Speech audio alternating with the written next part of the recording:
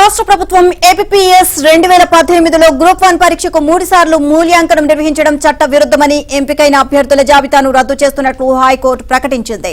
పరీక్షను తాజాగా నిర్వహించాలని హైకోర్టు రాష్ట్ర ప్రభుత్వాన్ని ఆదేశించింది. గ్రూప్ 1 పరీక్ష ద్వారా ఎంపికైన 169 మంది డీఎస్పీలు, ఆర్టీఓలు, డిప్యూటీ కలెక్టర్లు, ఇతర జిల్లా అధికారులు ఉద్యోగాల పరిస్థితి ఇప్పుడు గందరగోళంలో పడింది. మరోవైపు హైకోర్టు తీర్పుపై రాష్ట్ర ప్రభుత్వం డివిజనల్ బెంచ్లో అపీల్ చేస్తాము అని ప్రకటించింది. 2018 సంవత్సరంలో అప్పటి తెలుగుదేశం ప్రభుత్వం 169 పోస్టులను భర్తీ చేసేందుకు గ్రూప్ 1 నోటిఫికేషన్ కు జారీ చేసింది. ఈ పరీక్ష నోటిఫికేషన్ ఇచ్చిన సమయంలో విధి విధానాలను ప్రకటించారు. అయితే వైసీపీ అధికారంలోకి వచ్చిన తర్వాత గ్రూప్ 1 నోటిఫికేషన్ కు సంబంధించి పరీక్షలు నిర్వహించింది. ఇందులో జవాబు పత్రాలను డిజిటల్ మూల్యాంకనం చేస్తామని ప్రకటించింది. అయితే నోటిఫికేషన్ లో ఎక్కడా కూడా డిజిటల్ మూల్యాంకన చేస్తామని లేదని విజయ కృష్ణమూర్తితో పాటు పలువురు అభ్యర్థులు హైకోర్టును ఆశ్రయించారు. దీంతో హైకోర్టు విచారణ జరిపే మాన్యువల్ గా మూల్యాంకన చేయాలని ఆదేశించింది. అయితే ప్రభుత్వం మూల్యాంకన చేశామని కోర్టుకు చెప్పింది. అయితే ఈ మూల్యాంకనంలో అవకతవకలు జరిగాయని అభ్యర్థులు హైకోర్టులో పిటిషన్ దాఖలు చేశారు.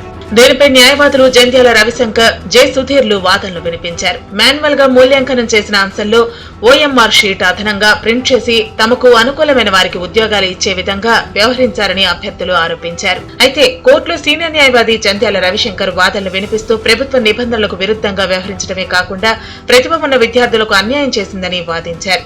ఈ వాదనలు పరిగణలోకి తీసుకున్న హైకోర్టు గ్రూప్ 1 నోటిఫికేషన్ ద్వారా నిర్వహించి ఎంపికైన అభ్యర్థుల జాబితాను రద్దు చేస్తున్నట్లు ప్రకటించిందని న్యాయవాది జంధ్యాల రవిశంకర్ వివరించారు.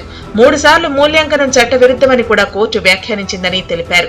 రాష్ట్ర ప్రభుత్వం అప్పీలుకు వెళ్తే తమ వాదనలు వినిపిస్తామని వెల్లడించారు. ఇది ఒక చారిత్రాత్మకమైన, ఒక విచిత్రమైన, ఎందుకంటే ఒక ఇవాల్యుయేషనే జరగలేదు అని కోర్టుకి అబద్ధం చెప్పి ప్రజల్ని మభ్యపెట్టి పేపర్లను మార్చేసి ఆ ప్రింటింగ్ మెషినరీని మార్చేసి ఆ దారాలు చించేసి క్లిప్పులు పెట్టేసి చివరికి నీకు స్టేపులర్స్ వేసి ఆ స్టేపులర్ ఉన్న పేపర్లు కోర్టులో ప్రొడ్యూస్ చేసి ఆ కోర్టు వాటిని చూసి ఇవన్నీ చేసిన తర్వాత ఇది తప్పు అని చెప్పి ఇది ఫ్రాడ్ కమిట్ చేశారు అని చెప్పిన తర్వాత అసలు దీని మీద గవర్నమెంట్ మేము అప్పీల్కి వెళ్తాము, మేము కొనుక్కున్న వాళ్ళకి మేము పాపం న్యాయం చేయాలి కాబట్టి మేమే వెళ్తాము, మేమే వెళ్ళి మిమ్మల్ని అందరినీ కాపాడతాము అని చెప్పడం అనేది అది కరెక్ట్ కాదు. ప్రజాస్వామ్యంలో చదువుకున్న వాళ్ళకి ఖచ్చితంగా ఉద్యోగాలు రావాలి, ఇటువంటి మోసాలు చేయకూడదు. ఈ ఏపీపీఎస్సీని యాక్చువల్గా నా ఉద్దేశ ప్రకారం అయితే ఇటువంటి కాన్స్టిట్యూషనల్ బాడీని తీసేయాలి. వీళ్ళ దగ్గర నుంచి ఇటువంటి ఉంచడానికి వీలు లేదని నా ఉద్దేశం. ఏపీపీఎస్ ఫలితాలపై హైకోర్టు ఇచ్చిన తీర్పుపై టీడీపీ జాతీయ ప్రధాన కార్యదర్శి నారా లోకేష్ స్పందించారు.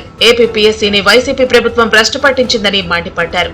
సీఎం జగన్ కి హైకోర్టు తీర్పు చెంపదెబ్బ అన్నారు. 49,000 ఓఎంఆర్ షీట్లను వైసీపీ గ్యాంగ్ మార్చేసిందని ఆగ్రహం వ్యక్తం చేశారు.